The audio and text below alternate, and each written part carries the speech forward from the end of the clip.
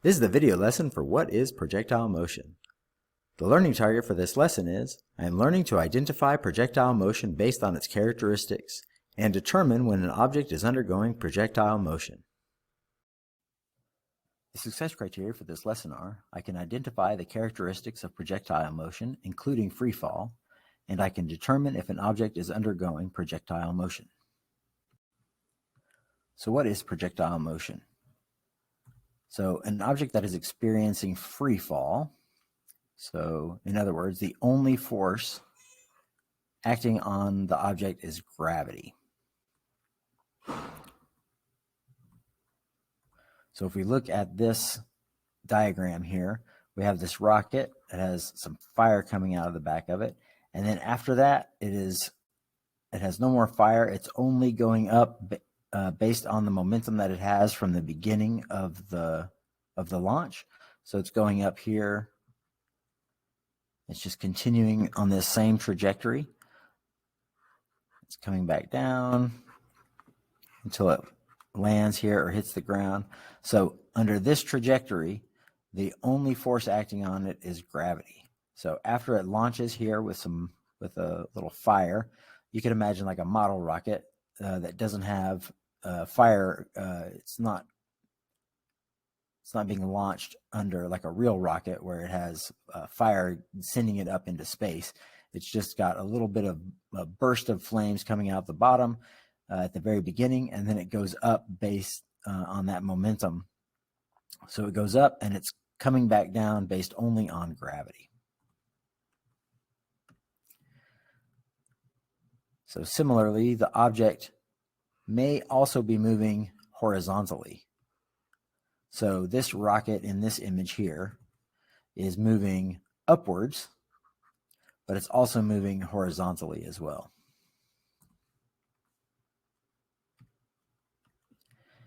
And an object that is experiencing projectile motion is called a projectile. So what is projectile motion? Let's look at it a different way. So an object with constant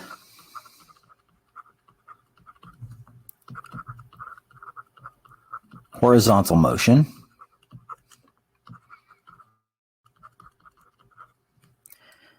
and accelerated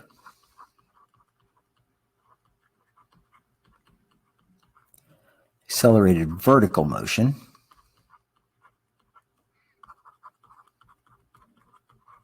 So constant horizontal motion and accelerated vertical motion is a projectile, or is going under projectile motion.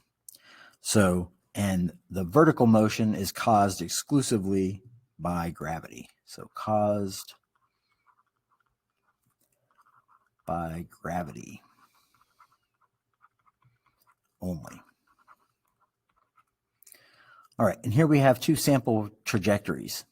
So in this first trajectory where we have this horizontal motion, so we have a curved trajectory with constant horizontal motion.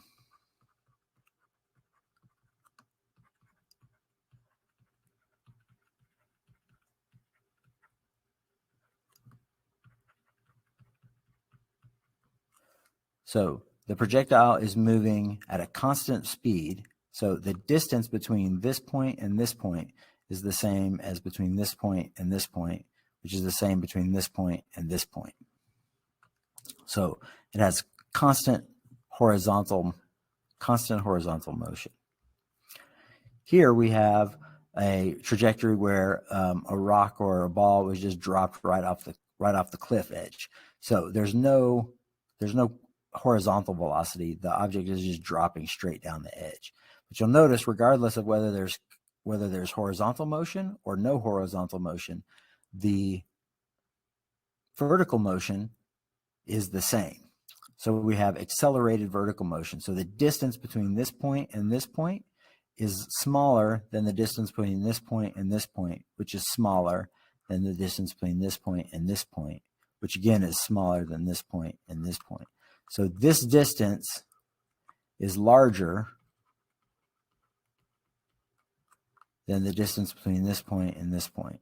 So these are getting larger as it goes. As it falls, the distance between each point is getting larger. So it's accelerating as it goes. All right, here we have a projectile trajectory, and we're going to talk about a couple of really important bits of information, some vocabulary, and then we're going to talk about velocity vectors. So the distance between where a projectile starts and where it finishes in terms of the horizontal motion is called the range. So how far a projectile goes horizontally is called the horizontal range. And how far the projectile goes vertically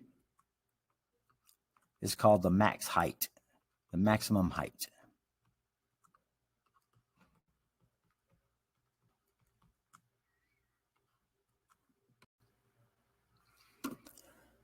Okay, so if we look at the velocity vectors for a projectile, we have these velocity vectors.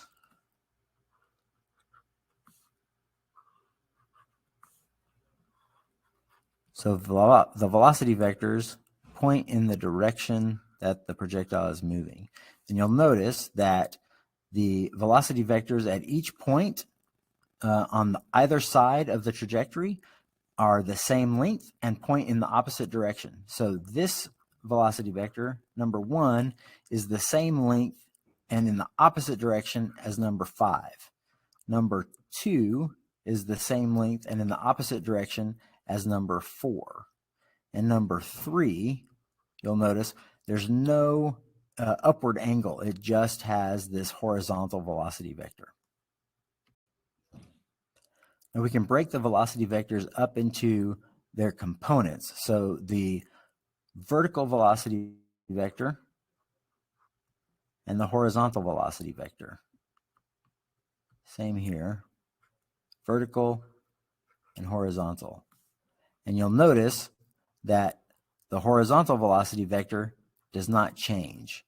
The horizontal velocity vector is the same everywhere because the horizontal velocity for a projectile does not change. The vertical velocity does change, but the horizontal velocity vector stays the same all the way across the entire trajectory. All right, now let's look at acceleration vectors. So remember that the only force that operates on a projectile is gravity. So force of gravity. And that force points downward. So the only acceleration that acts on a projectile is a downward acceleration. So on all projectiles, always, the only acceleration is a downward acceleration. And that is what causes the projectile velocity, the vertical velocity, to get smaller as it goes up and then to get bigger as it comes back down. All right, everybody, keep asking questions. It's how you learn new things.